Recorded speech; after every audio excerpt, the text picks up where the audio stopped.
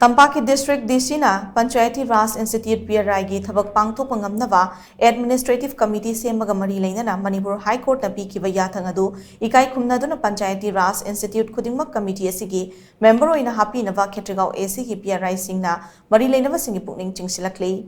Hiramasiga mari leinana ngasi Imphal East District ki Kongpal Mamang Sabal Lekai da leiba Kongpal Youth Voluntary Organization na Kshetrigao AC gi PRI singna senduna pangthokkiba paugi mifam amada top Nauria Jilla Parishad ki Hanagi Jilla Parishad member amasung Imphal East District ki Hanagi Upa Adhyaksha Khetri Tamana hai Lengak na miyam ki damak paikhatpa thabak thoram sing miyam da mapung fana yohanbada PRI singna achoku thodang nautun lakli Khungangi lam chaukhatana leipak ama chaukhatpa kaidong nungdo oithokloi PRI gi mikhal matam chana pangthoknaba lengak ta taknaduna laki atu bunga sifawba lengak na hiramasi matang na wafam amata fongdorap leitre Mikhal matam chana pangthok trabani na mikhal pangthok tripawba PRI gi matam sangdoknaba lengak ta amuk haizaki adubu lengak na tumina lesin kibadigi Manipur High Court wakat adugi matungi na mamang sahi kumjan disingani kulumdoi gi April 19 da Manipur High Court na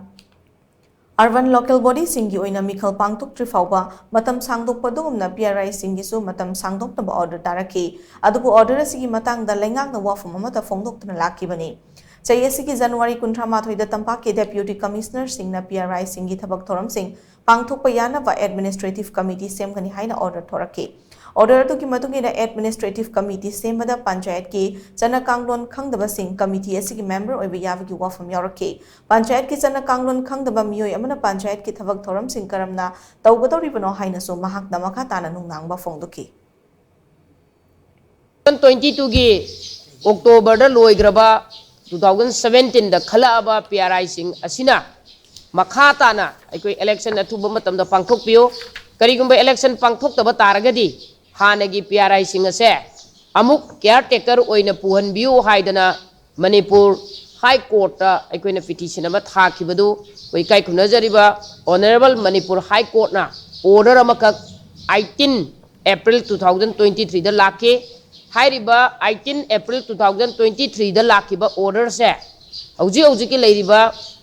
ikai kumnajariba respected deputy commissioner singa sinasu 31st January 2024 da administrative committee ama semaga makhata na PRI sing se magi chapchaba power and function sing tawangani haiba sida Honorable High Court na 18 April 2023 da tharaiba Asigumba judgment amadi order sibu ikai kumnabu utpiraga hanagi PRI singse makhata na administrative committee sigi thaupu bas tayde yahon biu haidana PRI sing mayam gi mahut chillaga appeal tawjabe